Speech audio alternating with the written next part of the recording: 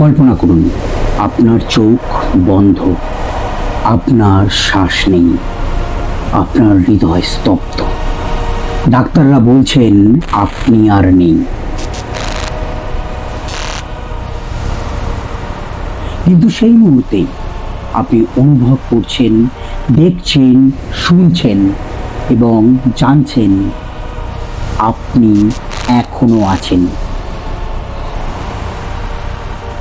পৃথিবীর প্রতি 10 জনের মধ্যে একজন মানুষ এই অভিজ্ঞতার মুখোমুখি হয়েছেন। তারা মৃত্যুর দরজা পার করেছেন এবং ফিরে এসেছেন।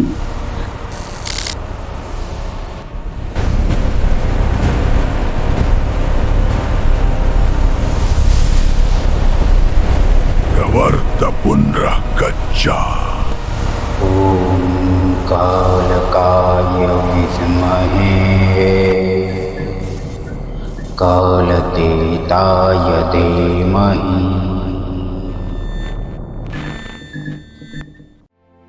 হাজার হাজার বছর আগে হিমালয়ের কোলে যেখানে গাছের ছায়া বসে ঋষিরা ধ্যান করতেন, সেখানে একটি প্রশ্ন বারবার উঠে আসতো।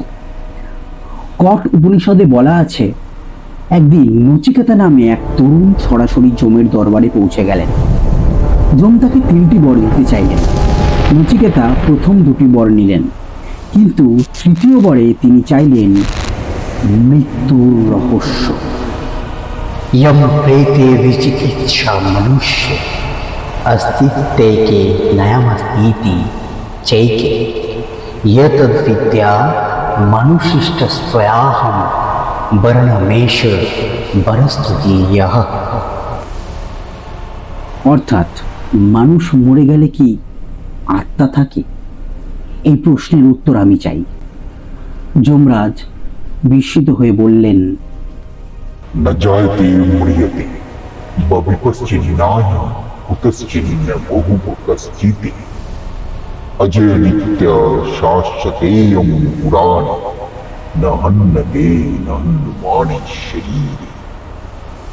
অর্থাৎ আত্মা জন্ম নেয় না, মৃত্যুও তার নেই। সে কখনো ছিল না যে হবে, সে সবসময়ই আছে। শরীর মরে, আত্মা কখনো মরে না। এই কথাগুলো শুনতে পুরাণের মতন লাগছে, ধর্মগ্রন্থের গল্প মনে হচ্ছে। তাহলে শুনুন। 1991 সালে আটলান্টা শহরে একজন মানুষ ঠিক এই একই কথা প্রমাণ করলেন, কিন্তু এবার ধর্মগ্রন্থে নয়, অপারেশন থিয়েটারে, ডাক্তারদের সামনে, বৈজ্ঞানিক পরিমাপের মাঝে। পাম রোনাল্ডস, বয়স মাত্র 35, একজন গায়িকা, 3 সন্তানের মা, দেখতে সুন্দর, জীবন ভরপুর। একদিন হঠাৎ মাথার মধ্যে অসহ্য যন্ত্রণা, তারপর পরীক্ষা, তারপর ডাক্তারদের মুখে সেই অভিব্যক্তি, যে অভিব্যক্তি কেউ শুনতে চায় না। Brain aneurysm. মাথার গভীরে একটি ধমনী ফুলে উঠেছে, যে কোনো মুহূর্তে ফেটে যেতে পারে, এবং যদি ফাটে কোনো সুযোগ নেই। ডাক্তাররা বললেন অপারেশন করতে হবে, কিন্তু এই অপারেশন সাধারণ নয়, এটি চিকিৎসার ইতিহাসের সবচেয়ে ঝুঁকিপূর্ণ পদ্ধতিগুলির মধ্যে একটি। এর নাম হাইপোথেরামিক কার্ডিয়াক অ্যারেস্ট। এই পদ্ধতিতে সার্জনরা কি করবেন জানেন? প্রথমে পামের শরীরের তাপমাত্রা নামিয়ে আনা হবে মাত্র 15 ডিগ্রি সেলসিয়াস, শীতল বরফের মতো।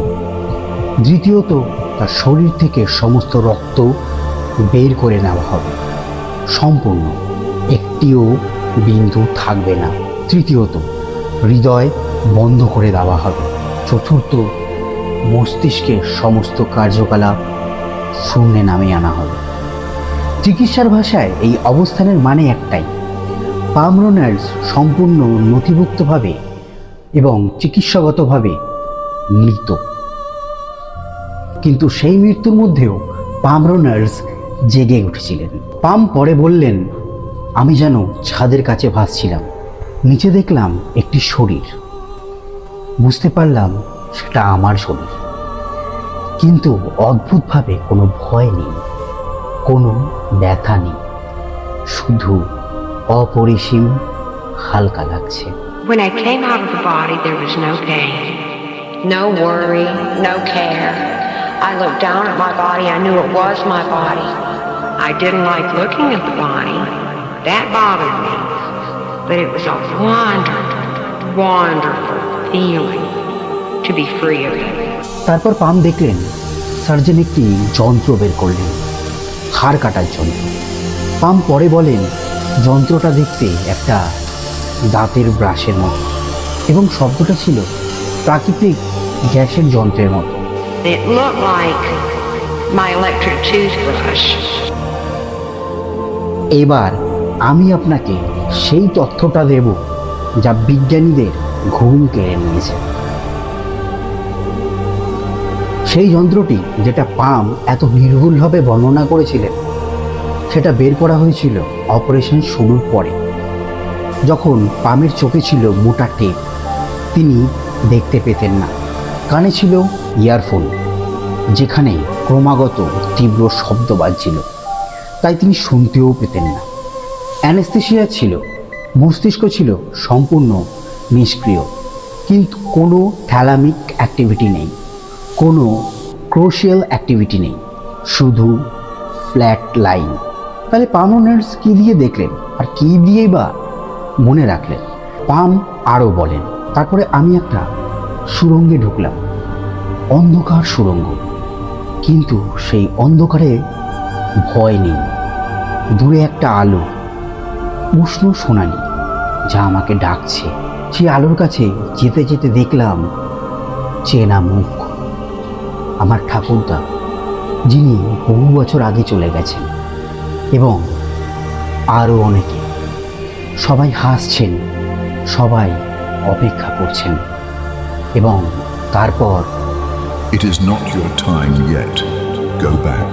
ঠাকুরদা বললেন, এখনো সময় হয়নি, ফিরে যাব। পাম ফিরে এলেন, কিন্তু তিনি বললেন, আমি ফিরতে চাইনি। সেটা এত সুন্দর ছিল, পৃথিবীতে এর কোনো তুলনা নেই। এই ঘটনা পৃথিবীর সবচেয়ে নথিভুক্ত নিয়ার ডেথ এক্সপিরিয়েন্স। ভার্জিনিয়া বিশ্ববিদ্যালয় গবেষকেরা বছরের পর বছর এটি নিয়ে গবেষণা করেছেন, এবং তাদের চূড়ান্ত উত্তর ছিল মাত্র একটি বাক্যে, এর কোনো বৈজ্ঞানিক ব্যাখ্যা নেই। কিন্তু এটা কি শুধু পাম রেনল্ডসের ঘটনা? একটি বিচ্ছিন্ন ঘটনা? একটি কাকতালীয় মিল? না, এর কিছু ডার্ক নিয়ার ডেথ এক্সপিরিয়েন্সও আছে।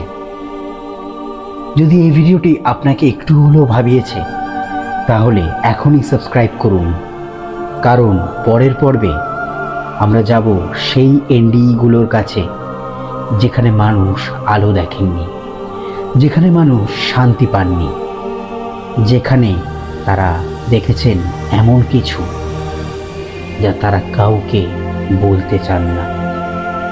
ভালো থাকবেন, সুস্থ থাকবেন, দেখা হবে পরের পর্বে।